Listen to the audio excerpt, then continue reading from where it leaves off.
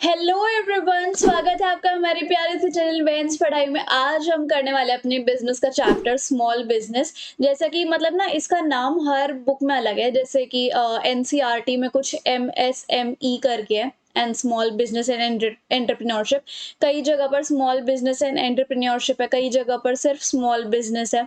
और ये सारे नाम मतलब एक ही चैप्टर है, ठीक है। तो बस मैंने स्मॉल बिजनेस ही लिख दिया, कोई भी नाम हो आप उससे कंफ्यूज मत होना, ठीक है। So let's start our chapter small business and entrepreneurship. और जैसा कि इसका नाम स्मॉल से दर्शा रहा है ना, वैसे ये क्यूट सा छोटा सा चैप्टर है। So let's begin our chapter without any देरी। तो यहाँ पर सबसे पहले बोला गया है entrepreneurship and small business management. तो ये जो चैप्टर है ना वो स्टार्ट होता है कहानी से। अब उस कहानी में क्या है, ये कहानी मणिपुर के रहने वाली एक शख्स की है। उनका नाम क्या है, खुम बोंग मायुम धनचंद्र सिंह, ठीक है। और ये जो है, मैं इनको केडी बोल देती हूँ, केडी सिंह, ठीक है, मिस्टर केडी सिंह। वो जो है पुअर टेलर के बेटे थे और उनके जो फादर है वो अपने बेटे की एजुकेशन के लिए ज़्यादा अफोर्ड नहीं कर सकते थे। उनके पास सिर्फ एक स्किल थी कि वो सिलाई का काम है वो बहुत अच्छे से कर सकते थे, टेलरिंग का, ठीक है। सो क्या होता है कि वो अपने बेटे को सिर्फ टेलरिंग का काम सिखा सकते, उनकी पढ़ाई अफोर्ड नहीं कर सकते, बट उनका बेटा सिलाई भी अच्छे से नहीं सीख पा रहा था। उनके दिमाग में सिलाई अच्छे से नहीं आ पा रही थी। तो एक बार क्या हुआ, उनकी लाइफ में एक इंसिडेंट हो गया। क्या इंसिडेंट हुआ उनकी लाइफ में, और उस इंसिडेंट से ना उनकी पूरी लाइफ बदल गई। क्या हुआ, उन्होंने ना एक बहुत ही अच्छा पर्स बना दिया। मतलब जैसे कुछ कातर वातर नहीं होती, जैसे कातर इन द सेंस मैं आपको कैसे कैसे बताऊं, लाइक हम कोई भी कपड़ा बना रहे हैं तो उसके कुछ बचे हुए पीसेस नहीं हो जाते क्लोथ्स के, उनको हम कातर कहते हैं, ठीक है। तो उसकी वजह से उन्होंने जो स्पेयर पार्ट बचा हुआ था उन उन कपड़ों के एक बहुत सुंदर सा पर्स बना दिया। और वो पर्स जो है उनके किसी फ्रेंड ने खरीद लिया। ऐसे ऐसे उनको एक आइडिया हिंट हो गया उनके दिमाग में कि अरे वाह, ये काम तो मैं कर सकता हूँ।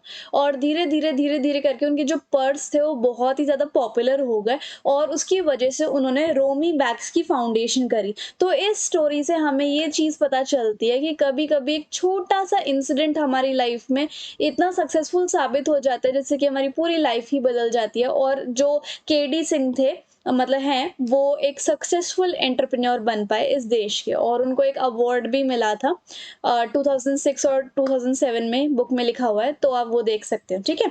अब हम बात कर लेते हैं कि भाई स्मॉल बिजनेस होते क्या है। तो एंटरप्रेन्योरशिप समझने से पहले ना हम स्मॉल बिजनेस समझ लेते हैं। ये जो है, ये किसके हिसाब से, देखो अलग अलग टाइप के स्मॉल बिजनेस होते हैं। हम एक स्मॉल बिजनेस को किस तरीके से डिटरमाइन कर सकते हैं, किस तरीके से पहचान सकते हैं, उसकी प्लांट एंड मशीनरी में कितनी इन्वेस्टमेंट हो रखी है। जैसे कि हम कहीं पे भी किसी कंपनी वगैरह को देखते हैं तो कितनी बड़ी उसमें जगह है, कितनी सारी उसमें प्लांट्स है, मशीन्स वगैरह रखी हुई है। उस हिसाब से हम देख सकते हैं कि अरे वाह, जितना ज़्यादा पैसा लगा हुआ है या फिर जितना कम पैसा लगा, उस हिसाब से हम देख सकते हैं कि ये माइक्रो बिजनेस है, स्मॉल बिजनेस है या फिर मीडियम बिजनेस है ना। तो 2 टाइप के सेक्टर्स होते हैं, एक मैन्युफैक्चरिंग सेक्टर फैक्ट्रीज़ वाला, और एक सर्विस सेक्टर जो कि हम सर्विसेज़ प्रोवाइड करते हैं। तो दोनों यूनिट्स में हमारी स्मॉल बिज़नेसेस होते हैं। 3 कैटेगरी होती है इसकी, कौन-कौन सी? पहली कैटेगरी है माइक्रो, जहाँ पर आपकी मैन्युफैक्चरिंग सेक्टर में 25 लाख तक की इन्वेस्टमेंट होती है और सर्विस सेक्टर में 10 लाख तक की। जो स्मॉल कैटेगरी होती है उसके अंदर 5 करोड़ तक की मशीनरी होती है, प्लांट्स एंड मशीनरी, और सर्विस सेक्टर में 2 करोड़ तक की इन्वेस्टमेंट होती है। और मीडियम कैटेगरी में जो इन्वेस्टमेंट होती है मैन्युफैक्चरिंग सेक्टर में वो 10 करोड़ की होती है और सर्विस सेक्टर में 5 करोड़ की होती है ना।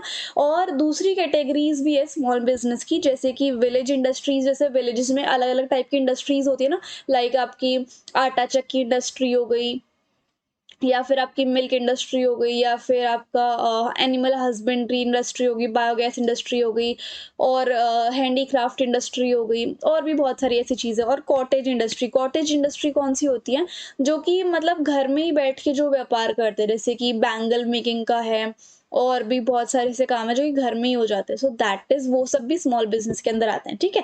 अब हम बात करेंगे role of small business in India. बहुत सारा रोल है इनका, वो देख लेते हैं। एक तो देखो क्या होता है, जनरली जितनी भी बड़ी-बड़ी कंपनीज़ होती हैं, वो कहाँ पर सेटअप होना पसंद करती हैं? वो सेटअप होना पसंद करती हैं जो अर्बन एरियाज़ वगैरह होते हैं। लेकिन हमारे गाँव में मतलब हमारे देश में सारे के सारे अर्बन एरियाज़ थोड़े ना है, कुछ-कुछ अर्बन एरियाज़, बाकी सारे तो रूरल एरियाज़ है। तो उन रूरल रूरल एरियाज़ में भी तो पैसे की ज़रूरत है, तो वहाँ पर भी कुछ ना कुछ ऐसा होना चाहिए जिससे कि लोगों को नौकरी मिले, पैसा कमाया जाए। So that is balanced regional development, कि हर रीजन की डेवलपमेंट हो, इसलिए स्मॉल सेक्टर या फिर स्मॉल बिज़नेसेस जो हैं वो सेटअप होने चाहिए, अगर बड़ी कंपनीज़ नहीं जाती हैं तो। एम्प्लॉयर्स ऑफ ह्यूमन रिसोर्स, मतलब जनरली हमारे इंडिया में ज़्यादातर एग्रीकल्चर सेक्टर पे लोग बाग बहुत ज़्यादा बेस्ड है, लेकिन अब क्या है, जितने भी ह्यूमन रिसोर्स है, जितने भी इंसान है, वो सारे के सारे सर्विस सेक्टर, मैन्युफैक्चरिंग सेक्टर और एग्रीकल्चर सेक्टर तीनों में मिक्स हो गए हैं, सिर्फ एग्रीकल्चर पे डिपेंड नहीं है। बहुत सारे प्रोडक्ट्स बनते हैं, लोकल रिसोर्सेज का सही तरीके से यूज़ होता है, नौकरी ज़्यादा निकलती हैं, ज़्यादा कम पैसे में अच्छा प्रोडक्ट बन जाता है और क्विक डिसीजन मेकिंग होती है। इन बेनिफिट के साथ-साथ स्मॉल बिज़नेस को कई सारे प्रॉब्लम्स के साथ भी जूझना पड़ता है। जैसे कि कभी-कभी उन्हें पैसा नहीं मिल पाता है स्टार्ट, लाइक जैसे मैं ही हूँ, मेरे पास एक बहुत अच्छा आइडिया है कि हाँ, मैं ये बिज़नेस स्टार्ट कर सकती हूँ। मेरे पास ये स्किल है, लेकिन मेरे पास पैसा नहीं है, तो उसकी वजह से मैं स्टार्ट नहीं कर सकती, है ना? तो वो बड़ी चीज़ दिक्कत करती है। रॉ मटेरियल नहीं मिलते हैं, लेबरर्स नहीं मिलते हैं काम करने के लिए, टेक्नोलॉजी भी मेरे पास अच्छी नहीं है, और मैं ग्लोबल प्रोडक्ट्स, ऐसा तो है नहीं कि जो मैं प्रोडक्ट बनाऊँगी वो आज तक कभी बना ही नहीं होगा, ऐसा बहुत रेयर होता है ना?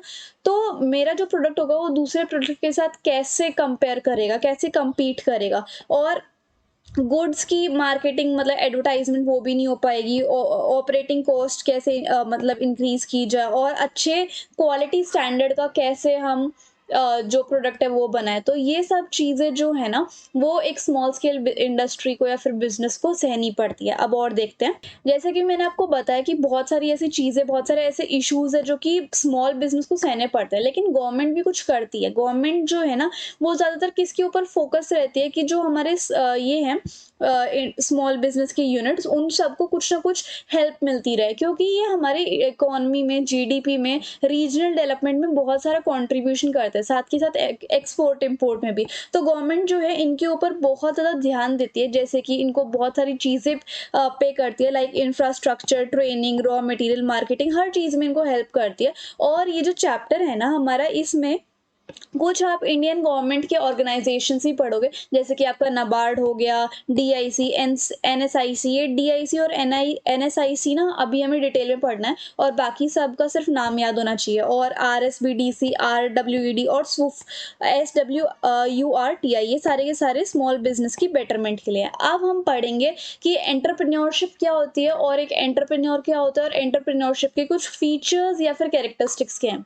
एंटरप्रेन्योरशिप एक ऐसा प्रोसेस है कि हम अपने बिजनेस को इस तरीके से सेट कर पाए जो कि दूसरों से बहुत अलग हो, है ना? और ये एक लीगल एक्टिविटी है, जिससे कि जितनी भी एक इंसान के दिमाग में इनोवेशन होती है, एक सिस्टमैटिक प्लानिंग होती है, जिसकी वजह से लीगल एक्टिविटी हो पाती है, और इससे ना कस्टमर्स को बहुत अच्छी वैल्यू मिलती है, डिलीवरी सही सही टाइम पे हो जाती है, और प्रोसेस जो प्रॉफिट है वो ज़्यादा निकल पाता है ना? एंटरप्रेन्योर जो होता है, वो एंटरप्रेन्योर कौन होता है बेसिकली? एंटरप्रेन्योरशिप तो मैंने आपको बता दिया कि बिज़नेस, कोई ऐसा बिज़नेस खड़ा करना, सेट करना जो कि सबसे अलग हो, और एंटरप्रेन्योर वो इंसान होता है जो कि अपने बिज़नेस को चलाता है ना? अपनी एंटरप्रेन्योरशिप स्किल्स के द्वारा। एक एंटरप्रेन्योर जो है वो खुद का रिस्क बियरर है अपने एक्शन से, मतलब जो-जो वो काम करेगा, जो-जो एक्शन लेगा अपने बिज़नेस में, उसका जो भी परिणाम आएगा वो एंटरप्रेन्योर उसका खुद भुगतान करेगा। प्रॉपर नॉलेज जो है उसके पास होनी चाहिए एंटरप्रेन्योर के पास, और बिज़नेस जो है वो, उसके जो नीड्स हैं बिज़नेस की, क्योंकि कभी-कभी बिज़नेसेस को अलग-अलग टाइप की नीड्स चाहिए होती है, तो एंटरप्रेन्योर को वो सब चीज़ें करनी पड़ेगी जो कि एक बिज़नेस माँगता है। अब कभी-कभी वो जो बिज़नेस है वो सोल प्रोप्राइटरशिप भी हो सकती है, कि मतलब एक ही जना सँभाले, फैमिली बिज़नेस भी हो सकता है जिसको हम HUF, Hindu United family, joint Hindu United family कहते हैं, जॉइंट स्टॉक कंपनी भी हो सकता है, और पार्टनरशिप भी हो सकता है। अब कैरेक्टरिस्टिक्स क्या है एंटरप्रेन्योरशिप के, वो देखो। सिस्टमैटिक एंड पर्पसफुल एक्टिविटी होनी चाहिए, ठीक है? लेजिटिमेट एक्टिविटी होनी चाहिए, और उसके बाद क्रिएटिविटी और thinking out of the box ऐसा बिजनेस होना चाहिए। प्रोडक्शन के हर एक एस्पेक्ट में वो उतरना चाहिए, और सोल रिस्क बियरर होना चाहिए, है ना? तो ये सारे के सारे कैरेक्टरिस्टिक्स होते हैं एक एंटरप्रेन्योरशिप के। इतना बात समझ में आई? अब आगे देखो, स्टार्टअप इंडिया हम देख लेते हैं। स्टार्टअप इंडिया एक कैंपेन था जो कि 2015 में हमारे गवर्नमेंट ऑफ इंडिया ने स्टार्ट किया था, जिसमें कि देश के अलग-अलग एंटरप्रेन्योर्स को बुलाया जाता था कि आप आगे आओ, अपना जो आइडिया है, जो आपके दिमाग में आइडिया है कि आप ये बिज़नेस स्टार्ट करना चाहते हो, वो हमारे आगे शेयर करो, और अगर हमें लगा कि आपके जो बिज़नेस आइडिया उसमें दम है तो हम आपको फंडिंग करेंगे, फाइनेंशियल सपोर्ट प्रोवाइड करेंगे और आपका जो ड्रीम एंटरप्राइज़ है, ड्रीम बिज़नेस है, वो जो है वो स्टार्ट हो जाए। और ये ऐसा करने का क्या फ़ायदा है, क्योंकि नेशन में भी तो टैक्स वगैरह आएगा, जीडीपी वगैरह आएगा, नेशन का सुधार होगा, लोगों को एम्प्लॉयमेंट मिलेगी, सो इसलिए कंट्रीब्यूशन होगा नेशन को, सो दैट्स व्हाई ये कैंपेन स्टार्ट करा। इससे अवेयरनेस भी फैलती है इस प्रोजेक्ट के थ्रू कि अगर आप अपना बिजनेस स्टार्ट करोगे तो आपको क्या-क्या बेनिफिट है, आप एक एंटरप्रेन्योर बन जाओगे, सोसाइटी में अच्छी वैल्यू हो जाएगी आपकी। और जितनी भी सोसाइटी में वीकर सेक्शंस है, जिनके पास ज़्यादा पैसा नहीं है एक बिजनेस को स्टार्ट करने का, वो भी आगे आएँ, अपना बिजनेस आइडिया बताएँ। क्या पता वो ही इस लेवल से इस लेवल पे आ जाए कुछ टाइम बाद, खाली कुछ सपोर्ट देने से, है ना? अब ये सब चीज़ें बताई हुई हैं। तो इस चैप्टर के अकॉर्डिंग स्टार्टअप इंडिया प्रोग्राम जो है, उनके बहुत सारे बेनिफिट्स हैं, जैसे कि लीगल सपोर्ट है, ईज़ी एग्ज़िटिंग है अगर आप जाना चाहो तो, टैक्स एग्ज़ेम्पशन है, तो बहुत सारे ऐसे चीज़ें हैं इस कैंपेन में। और देखो the various manners of funding, अब बहुत सारी तरीके से फंडिंग होती है। कौन-कौन सी फंडिंग हो सकती है? Bootstrapping, crowd funding, angel investment, venture capital. And यहाँ पर बहुत सारी कंडीशंस भी है, स्टार्टअप इंडिया जो प्रोग्राम उसकी कंडीशन भी है कि जो आपका बिज़नेस है वो इंडियन सबकॉन्टिनेंट में रजिस्टर होना चाहिए, 5 सालों से नीचे नहीं होना चाहिए, मतलब 5 साल हो गए होंगे आपको काम करते-करते, और 25 लाख से ज़्यादा टर्नओवर आपका नहीं होना चाहिए, और आपके बिज़नेस का जो आइडिया है वो बहुत ज़्यादा यूनिक होना चाहिए, तब आपको स्टार्टअप इंडिया में एंट्री मिल सकती है, ठीक है? अब आगे देखते हैं स्मॉल बिजनेस एंड एंटरप्रेन्योरशिप, और इसमें हमें पढ़ना है इंटेलेक्चुअल प्रॉपर्टी राइट। अब ये इंटेलेक्चुअल प्रॉपर्टी राइट आईपीआर क्या होते हैं वो देखते हैं। आईपीआर जो है, ये ध्यान से देखो, are the rights given to persons over the creation of their mind, कि मतलब कई कई इंसानों के दिमाग में एक ऐसा आइडिया सूझ जाता है जिससे कि बहुत बड़ा बिजनेस या फिर एंटरप्राइज सेटअप किया जा सकता है ना? तो उस इंसान का कोई कॉपी ना कर ले, या फिर कोई चोरी ना कर ले, या फिर बिल्कुल डिट्टो वैसा का वैसा ना बना दे, तो उस इंसान को ना, जिसने वो बिजनेस स्टार्ट किया, उसको कुछ राइट्स मिल जाते हैं अपने क्रिएशन के ऊपर, अपने इन्वेंशन के ऊपर। So that is intellectual property right. इतनी बात समझ में आई? तो वो डेफिनेशन आप याद कर लेना, इसमें यहाँ पर थी नहीं इसलिए मैंने वो लिखवा दी। आपका जो भी बिजनेस प्लान और आइडिया, उसके ऊपर आपको आईपीआर मिल जाता है। दो डिफरेंट कैटेगरीज होती है। पहली कैटेगरी में क्या होता है आईपीआर के, कि आपका जो डिजाइन है, जो ज्योग्राफिकल इंडिकेशंस है, और जो आपकी इन्वेंशंस है, वो सारी पहली कैटेगरी में आती है। और दूसरी कैटेगरी में क्या होता है, अलग अलग आर्टिस्टिक वर्क, जैसे कि कई सारी शूज की कंपनी है, एशियन कंपनी है और एक्शन कंपनी है, और भी बहुत सारी कंपनीज है ना? स्पार्क्स है, रीबॉक है, एडिडास है, तो सारे के सारे मतलब थोड़ा अलग-अलग काम करके दिखाते हैं, है ना? बिल्कुल ही मतलब एज़ इट इज़ कोई काम नहीं करता कि अगर एडिडास ने वैसे ही बनाया तो नाइक भी वैसा ही बनेगा। सो अलग-अलग आर्टिस्टिक वर्क होना चाहिए, और क्रिएटर्स को रिस्पेक्ट देनी चाहिए, और उनको कोई लॉस नहीं होना चाहिए, है ना? अब कौन-कौन से, यानी कि इंटेलेक्चुअल प्रॉपर्टी राइट कौन-कौन से होते हैं? पहला जो है कॉपीराइट होता है। कॉपीराइट का क्या मतलब होता है कि यहाँ पर देखो, अगर आपका जो काम है वो बिल्कुल ही सेम है ना? बिल्कुल ही सेम है, किसी से मिलता-जुलता है, कुछ भी अलग नहीं है, सो कॉपीराइट होता है ना? आपके ऊपर कॉपीराइट आ सकता है कि बिल्कुल ही सेम है आपका आपका भी और उनका भी। सो दैट इज़, जैसे कि अगर एक कंपनी नंबर ए ने बिल्कुल ही सेम किया हुआ है और कंपनी नंबर बी ने भी बिल्कुल ही सेम किया हुआ है, और एज़ इट इज़ कोई भी डिफरेंस नहीं है, so that is copyright. Trademark क्या होता है कि आपके ब्रांड की एक यूनिक आइडेंटिटी है, जो कि आपके कॉम्पिटिटर से बिल्कुल अलग है ना?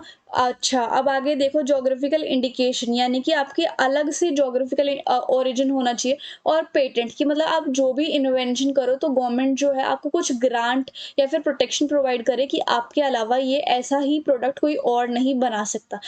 ये जो 4 है वो इंटेलेक्चुअल प्रॉपर्टी राइट में आते हैं, ठीक है? A business will get only popular and globally renowned if its all services, all obstacle and dynamic changes place on a national and international level. एक बिजनेस तभी पॉपुलर हो सकता है या फिर ग्लोबली वो रिनोन तभी हो सकता है जब उसकी सारी जितनी भी दिक्कतें हैं, या फिर जो इन्वायरमेंट में चेंजेस आ रहे हैं, वो सभी के सभी इन नेशनल और इंटरनेशनल लेवल पे सर्वाइव करेगा, है ना?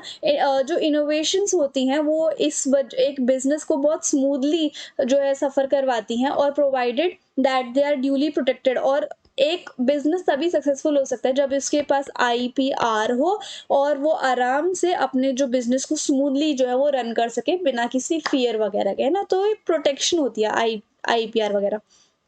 अब मैं आपको बता देती हूँ स्मॉल स्केल बिज़नेस कौन से होते हैं, वैसे तो मैंने आपको पढ़ा दिया था ऑलरेडी, बट आप फिर से देख लो। एक बिज़नेस जो कि छोटे स्केल पे काम करता है, कम पैसों के साथ, कम लेबर के साथ, कम मशीन्स के साथ, उसको हम स्मॉल बिज़नेस कहते हैं। गुड्स जो हैं वो छोटे स्केल पे मतलब छोटे से एरिया में प्रोड्यूस होते हैं और ओनर जो है इसको मैनेज करता है। इंडिया में विलेजेस और स्मॉल सेक्टर इंडस्ट्रीज़ जो हैं वो हैंडलूम्स, हैंडीक्राफ्ट, खादी और विलेज इंडस्ट्री हर जगह वो काम करते हैं, ठीक है? इंडिया में ज़्यादातर इन सब चीज़ों के स्मॉल इंडस्ट्रीज़ आपको देखने को मिल जाएँगी, है ना? अब यहाँ पर अकॉर्डिंग टू एमएसएमईडी एक्ट क्या है? The micro small and medium enterprise development act 2006, इसके द्वारा एक बिज़नेस जो है वो स्मॉल स्केल जो एंटरप्राइज़ है वो 25 लाख से लेकर 5 करोड़ तक का ही होता है। उसके अंदर इतनी इन्वेस्टमेंट लगती है, लेकिन 5 करोड़ से 1 रुपया भी ऊपर नहीं जाना चाहिए। हम कैसे तय करेंगे कि हाँ भाई ये बिज़नेस जो है स्मॉल सेक्टर है? हम ऐसे तय करेंगे कि नंबर ऑफ पर्सन कितने हैं, उसमें कैपिटल कितनी इन्वेस्टमेंट कैपिटल कितनी लगाई गई है, कितना उसका आउटपुट है, कितनी सारी एक्टिविटीज़ में पावर कंज्यूम हो रही है। सो ये सारी चीज़ें जो हैं वो सब के सब एक स्मॉल स्केल एंटरप्राइज़ में आती है ना? तो ये मैंने ऑलरेडी आपको बता ही दी थी। अब यहाँ पर देखो स्मॉल स्केल इंडस्ट्रीज़ जिसको अब मैं एसएसआई बोल देती हूँ, नहीं तो बार-बार वीडियो में स्मॉल, स्मॉल, स्मॉल हो जाएगा, सो दैट व्हाई एसएसआई बोलूँगी, ठीक है? तो क्या रोल है एसएसआई का इंडिया की इकोनॉमिक डेवलपमेंट में? सबसे पहले तो ये रोज़गार प्रोवाइड करती है लोगों को, एम्प्लॉयमेंट प्रोवाइड करती है। हमारी इंडिया जो थी वो एग्रीकल्चर कंट्री थी, सब के सब एग्रीकल्चर से अपना पेट भर रहे थे। लेकिन अब एसएसआई के आने के बाद लोग जो है वो मैन्युफैक्चरिंग सेक्टर, प्राइमरी सेक्टर से अलग मैन्युफैक्चरिंग सेक्टर, सर्विस सेक्टर सब में चले गए। सो दैट्स व्हाई एम्प्लॉयमेंट यानी कि बेरोजगारी खत्म हो रही है और रोजगार जो है वो ज़्यादा बढ़ रहा है। वैरायटी ऑफ प्रोडक्ट जो एसएसआई है वो बहुत सारे गुड्स जो है वो बनाता है, जैसे कि आपके रेडीमेड गारमेंट्स हो गए, स्टेशनरी हो गई, शॉप हो गई, लेदर गुड्स हो गए, प्लास्टिक और रबर गुड। अगर आप दिल्ली हाट में जाओगे ना, जो कि दिल्ली में है, अलग-अलग जगह पर आपको मिल जाएगा, तो वहाँ पर आप देखोगे कि कैसे स्मॉल स्केल इंडस्ट्रीज़ की वजह से छोटी-छोटी चीज़ें बनती है ना, और वो छोटी चीज़ें। और ये भी मैं आपको बता दूँ जितनी भी बड़ी-बड़ी एमएनसीज़ हैं, वो देश के अलग-अलग स्मॉल इंडस्ट्री से ही अपना माल मँगाती हैं, है ना? So that is variety of products is produced by SSI, है ना? एक्सपोर्ट में भी एसएसआई जो है उनका 45% जो है एक्सपोर्ट होता है। अब बैलेंस रीजनल डेवलपमेंट, अब रूरल एरियाज़ में भी ये सेटअप होती है जिसकी वजह से हर जगह पर एम्प्लॉयमेंट बढ़ रही है।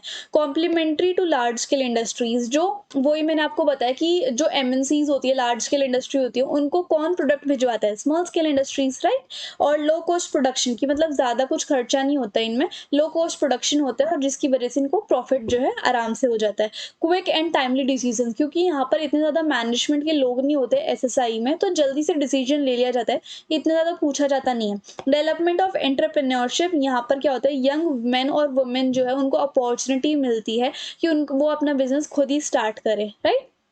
अब हम ये देखते हैं कि स्मॉल बिज़नेस का क्या रोल है रूरल इंडिया में। अब आप सोचो क्या-क्या रोल है। सबसे पहले तो वही सारी चीज़ें जो मैंने ऊपर आपको बताई कि एम्प्लॉयमेंट जनरेट करता है, इकोनॉमिक कंडीशन यानी कि जीडीपी में बहुत बड़ा रोल प्रोवाइड करता है, माइग्रेशन प्रिवेंट करता है। क्या होता था, लोग जो हैं वो रूरल एरिया से अर्बन एरिया में सेट होते थे। क्यों सेट होते थे? क्योंकि अर्बन एरियाज़ में ज़्यादा बड़ी-बड़ी कंपनीज़ है, तो नौकरी वहाँ पे मिलेगी, तो इसकी वजह से जो लोग हैं उनका खर्चा जो है वो चल जाएगा। सो माइग्रेशन जो है इससे रुक जाती है, क्योंकि वहाँ पर जहाँ से वो बिलॉन्ग करते हैं रूरल एरिया से, वहाँ पर भी अब वो काम कर सकते हैं, नौकरी ढूँढ सकते हैं। So that's why. और लोकल रिसोर्सेज़ जो है वो अच्छे से यूज़ हो जाते हैं और हर जगह रैशनल इनकम डिस्ट्रीब्यूट होती है, यानी कि पुअर और रिच के बीच में जितना भी गैप है वो सब कम हो जाता है अगर अलग-अलग जगह पर एसएसआई सेटअप होती है तो। बैलेंस रीजनल डेवलपमेंट, है ना? अब स्मॉल स्केल इंडस्ट्रीज़ को क्या-क्या प्रॉब्लम होती है? पहली तो फाइनेंस की है ना? दूसरा रॉ मटेरियल एंड पावर जो है अच्छे से मिल नहीं पाती, मार्केटिंग यानी कि एडवर्टाइज़मेंट की जो फैसिलिटीज़ हैं वो भी नहीं हो पाती, सेल्स प्रमोशन भी नहीं हो पाता। क्यों? क्योंकि पैसा नहीं है। टेक्नोलॉजी जो है वो ओल्ड यूज़ करते हैं क्योंकि उनके पास इतना पैसा नहीं होता कि वो नई टेक्नोलॉजी को अफ़ोर्ड कर सकें। कॉम्पिटिशन बहुत ज़्यादा होता है large scale industry plus multiple जो ये मल्टीनेशनल कंपनीज़ होती हैं। और दूसरी प्रॉब्लम्स क्या है, मैनेजरियल एफिशिएंसी में लैकेज होती है, डिमांड ऑफ प्रोड्यूस्ड गुड्स में लैक होता है, labour problem, burden of local taxes और पुअर प्रोडक्ट क्वालिटी, ये सारी दूसरी प्रॉब्लम्स हैं। हालाँकि आप 5 प्रॉब्लम्स भी याद कर लोगे तो वो भी मोर देन इनफ है ना? अब आगे देखते हैं कि गवर्नमेंट ने क्या-क्या किया है एसएसआई के लिए। सबसे पहले तो मैं आपको ऑलरेडी बता चुकी हूँ कि इसमें हमें सिर्फ एनएसआईसी और डीआईसी हमें पढ़ना है, ठीक है? बाकी हमें इसमें और दूसरे इंस्टीट्यूट्स नहीं करने। तो एनएसआईसी फुल फॉर्म क्या होती है? नेशनल स्मॉल इंडस्ट्रीज और कॉरपोरेशन, ठीक है। ये 1955 में सेटअप हुआ था। और ये इसका क्या काम है कि बेसिकली जो स्मॉल स्केल यूनिट्स हैं उनको प्रमोट करना, उनकी ग्रोथ को प्रमोट करना। और इसमें एंटरप्रेन्योर्स को जितने भी उनके फंड्स की शॉर्टेज है कि अगर उन किसी को भी मशीन बाय करनी है, इक्विपमेंट बाय करनी है, तो उनको फंड्स दिलवाना किसी तरीके से। और क्योंकि नॉन अवेलेबिलिटी ऑफ फाइनेंस होती है तो नए नए एंटरप्रेन्योर्स को दिक्कत आती है मार्केट में उतरने के लिए। तो ये जो कॉरपोरेशन है ये फंड्स प्रोवाइड करता है नए नए एंटरप्रेन्योर्स को, जिससे कि हमारे देश की डेवलपमेंट हो, है ना। अब यहाँ पर देखो मेन फंक्शन क्या है एनएसआईसी के, कि ये नई नई मशीन्स को इंपोर्ट करवाता है, रॉ मटेरियल्स को इंपोर्ट करवाता है, और ये सस्ती सस्ती ईजी हायर परचेजिंग स्कीम लेके आता है, जिससे कि एंटरप्रेन्योर्स आराम से खरीद सकते हैं। एक्सपोर्ट करवाता है ये स्मॉल स्केल इंडस्ट्रीज के, टेक्नोलॉजी प्रोवाइड करता है, अपग्रेडेशन ऑफ टेक्नोलॉजी में हेल्प करता है, और नए नए इक्विपमेंट को लीज बेसिस पे दे सकता है, और साथ ही साथ कंस्ट्रक्शन का जिम्मा भी ये लेता है। अब हम बात करते हैं डीआईसी की, जो कि है डिस्ट्रिक्ट इंडस्ट्री सेंटर। अब ये चैप्टर खत्म ही होने वाला है, बस थोड़ा सा और सुन लो मेरा भाषण, ठीक है। तो डीआईसी जो है वो 1977 में आया था। गवर्नमेंट ऑफ इंडिया ने इसको अनाउंस किया था जब न्यू इंडस्ट्रियल पॉलिसी आई थी 23 दिसंबर 1977 को। और इसका मेन ऑब्जेक्टिव क्या था कि बहुत सारी जो इम्पोर्टेंट सर्विसेज है ना, जो हमें देनी चाहिए स्मॉल स्केल इंडस्ट्रीज को, वो हम दें। और डीआईसी हर स्टेट में सेटअप होता है, और इसका खर्चा कौन उठाता है इसके सेटअप का? स्टेट गवर्नमेंट और सेंट्रल गवर्नमेंट, ठीक है। अब फंक्शंस क्या है डिस्ट्रिक्ट इंडस्ट्रीज सेंटर के, वो देखो। Act as focal point of industrialization, की इंडस्ट्रियलाइजेशन को लेके आना, फैक्ट्रीज को सेटअप करवाना, और प्रोजेक्ट्स को आइडेंटिफाई करना कि अब इसके ऊपर भी एसएसआई खुलनी चाहिए। कि मतलब जैसे हर स्टेट में सेटअप होते हैं ना ये डीआईसी, तो वो हर स्टेट को थोड़ा पढ़ते हैं कि इस स्टेट में और किस किस स्मॉल स्केल इंडस्ट्री की या फिर किस फैक्ट्री या किस इंडस्ट्री की जरूरत है। तो वो प्रोजेक्ट्स बना लेते हैं कि इस प्रोजेक्ट में अगर कोई आना चाहता है तो आ सकता है, हम पूरी हेल्प करेंगे, है ना। और परमानेंट रजिस्टर्ड सर्टिफिकेट ये प्रोवाइड करता है एसएसआई को। मार्केटिंग सपोर्ट यानी कि एडवर्टाइजमेंट की भी हेल्प करवाता है। और एंटरप्रेन्योर्स और डिस्ट्रिक्ट्स के बैंक के बीच में जो लिंक है वो क्रिएट करवाता है। लाइसेंस इनको मिल जाता है electricity board, water supply board, इन सब चीज़ों से। और गवर्नमेंट जो है हिली, बैकवर्ड और रूरल एरियाज के लिए भी कुछ इंसेंटिव्स लाती है, जैसे कि 50% पावर आपको देनी पड़ेगी, मतलब बिल वगैरह। टैक्स जो है 5 सालों तक नहीं देना। लैंड जो है वो ज़मीन जो है सस्ते रेट पे मिल जाएगी। वाटर जो है नो प्रॉफिट नो लॉस के बेसिस पे आपको मिल जाएगा। ऑक्ट्रोई जो है एबॉलिश हो जाती है। ऑक्ट्रोई क्या होती है कि जब एक सिटी या फिर एक टाउन से कुछ सामान आ रहा होता है दूसरी सिटी में या दूसरी कंट्रीज वगैरह में, तो उसके ऊपर जो ड्यूटीज या फिर टैक्स लेवीड होते हैं उसको बंद कर देना। सो होता है ऑक्ट्रोई, सिर्फ स्मॉल स्केल इंडस्ट्रीज के लिए या फिर स्मॉल बिजनेस के लिए। प्रोटेक्टिव मेजर्स, अब गवर्नमेंट ने 800 आइटम्स अपने लिस्ट में रखे हुए हैं कि अगर आप इन सारे आइटम्स को प्रोड्यूस करोगे तो हम आपको बहुत ज़्यादा सब्सिडीज, रॉ मटेरियल पे छूट, मशीन वगैरह सब प्रोवाइड करेंगे।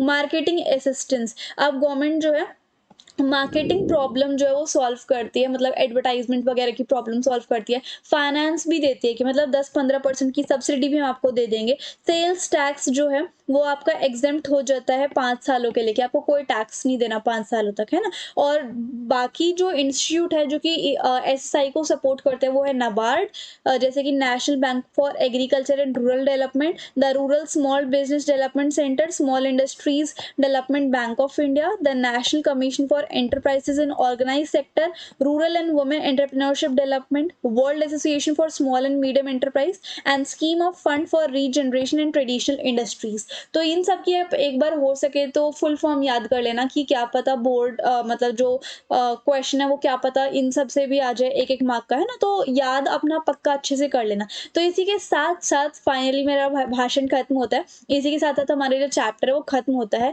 नोट्स चाहिए तो आपको टेलीग्राम पे मिल जाएंगे, फ्री फंड में डाउनलोड कर लेना। और कोई भी डाउट हो तो आप मुझे इंस्टाग्राम पे फॉलो करके डीएम कर सकते हो। एंड आई होप आपको मेरा समझाया हुआ और वीडियो काफी अच्छी लगी होगी। So if you like the video and the explanation, then please like, share, comment and subscribe the channel. Thank you so much.